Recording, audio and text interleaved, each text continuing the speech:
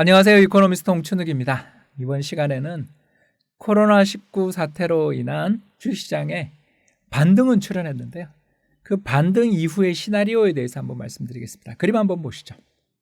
그림을 보시면 주식시장의 하루 변동성이 역사적인 수준이다라는 걸 알 수가 있는데요. 왼쪽이 퍼센트예요. 막대 그래프가 퍼센트입니다. 플러스 10%에서 마이너스 12% 사이를 왔다 갔다 하는 이 격렬한 변동성의 시기가 이어지고 있는 것을 발견할 수가 있습니다. 주식시장의 그 저점 기록했었던 시기부터 시작해서 약 20% 주가가 반등했는데요. 이것도 역사적인 대반등입니다. 1932년 당시 있었던 주식시장이 그 대공황에서 회복될 때 그때 당시에 출현했었던 반등 레벨이 이 정도 나왔던 거 기억나는데요. 아무튼 그때 이후 가장 역사적으로 보면 주식시장의 변동성이 큰 시기가 지금이 아닌가 생각됩니다.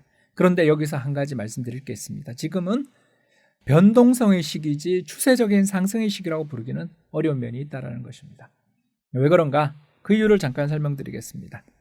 반등은 참 좋은 일이지만 반등 이후에 우리가 점검해야 될 부분들이 시장에 좀 존재한다는 걸 말씀드리고 싶었어요.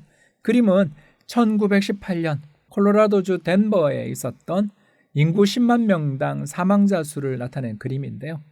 이렇게 두 개의 산이 M자 모양의 산이 그려져 있는 거 여러분 발견하실 수 있을 겁니다. 저게 왜 발생하냐 하면요. 처음에 사람들이 너무너무 많이 죽고 병에 걸리니까 다 사회적 격리 락다운에 들어갔어요. 그러면서 관공서 문도 닫고 더 나가서 학교 문도 닫았습니다. 그러다가 이제 급격히 증가하던 사망자 수가 한 10월 정도 지나서 정점에 도달하고 11월부터 사망자 수가 급격히 줄어들기 시작하니까 어떻게 했냐면 사회적 격리를 해제하고 특히 개학을 했어요. 그러자마자 두 번째 산이 그려지기 시작했습니다. 엄청나게 많은 사람들이 죽었고요. 실제로 첫 번째 사망자의 산보다 두 번째 만들어진 사망자의 산이 더 컸습니다. 락다운을 서둘러 해제했다가 그 뒤 더 큰 충격을 겪게 됐던 거죠. 이런 일들을 우리가 걱정하는 겁니다. 왜 제가 이 말씀을 드리느냐 하면 4월 8일 날 중국이 우한 봉쇄를 해제합니다. 그리고 4월 6일에는 한국도 개학하죠. 물론 현재까지 주어진 정보가 그렇다는 뜻입니다. 바뀔 수 있어요. 아무튼 이와 같은 급격한 전염병의 확산이 진정된 나라들 중심으로 해서 이제 락다운들을 해제하게 될 텐데 제일 먼저 중국, 그 다음은 한국이 될 것 같습니다. 아무튼 이런 식으로 락다운들이 차례대로 해제되는 과정에서 재차 아웃브레이크가 발생하면 어떡하냐. 이게 걱정입니다. 비슷한 사례를 하나 볼까요? 9.11 테러 때에 미국의 주가, 파란 선이 미국의 주가, 그리고 빨간 선이 미국의 경제 성장률인데요. 여러분 어떻습니까? 9.11 테러 때 주가가 폭락한 다음에 잠깐 회복되는 척 하다가 다시 붕괴되는 걸 발견할 수 있죠.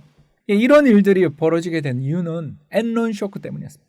금융시장이 정부의 금리나 그리고 대규모 재정정책, 테러와의 전쟁 등으로 인해서 어마어마한 돈이 풀리면서 금융시장 참가자들이 이제 바닥 찍었다고 좋아했었는데 그때 2002년 초에 세계적인 에너지 기업이었던 엔론이 사실 저희는 분식했어요. 그리고 지금 저희가 가지고 있는 현금이 없어요. 라면서 주가가 100불 정도 있었던 주가가 제로 수준으로 떨어질 때의 그 충격을 저는 잊을 수가 없습니다. 이런 사례에서 보는 것처럼 금융시장의 참가자들 입장에서 다 끝났다. 이제 문제는 해결됐어. 이제는 랠리뿐이야 라고 할 때 닥치는 새로운 충격. 저는 세컨드 아웃브레이크라는 표현을 쓸 수 있을 것 같은데요. 만에 하나 우리가 지금 예상하지 못했던 새로운 아웃브레이크의 재발이 벌어지는 경우에 이런 경우에 금융시장 참가자들 입장에서 또 한 번의 충격을 받을 수가 있죠. 그러니까 두 가지 이야기입니다. 첫 번째는 뭐냐 하면 4월 8일부터 시작되는 주요국들의 락다운 해제가 세컨드 아웃브레이크로 이어지지 않아야 될 것이고요. 아웃브레이크로 이어진다 하더라도 2009년 타미플루 같은 적기에 치료제가 나오는 경우에는 또 이 공포들이 진정될 수 있겠죠. 참고로 최근 WHO 세계국제보건기구는 4가지의 후보 물질들을 지금 테스트하고 있는 중인데 아주 신속하게 테스트해서 빠르면 4월에 늦어도 5월 정도에는 결과들이 나온다고 해요. 이 결과 나오는 물질들, 물론 새로운 물질을 개발하는 게 아니고요. 이전에 개발된 약 중에서 지금 코로나19에 잘 듣는 약이 있는지를 검사하는 거죠. 그래서 2009년 타미플루처럼 적기에 치료할 수 있는 약이 나오게 된다면 사실 공포는 금방 진정될 수도 있습니다. 그렇기 때문에 저는 아직 V자 반등에 대한 희망을 거둘 때는 아니다라고 생각합니다. 그림은 미국의 모 투자은행이 발표한 올해 경제 전망인데요.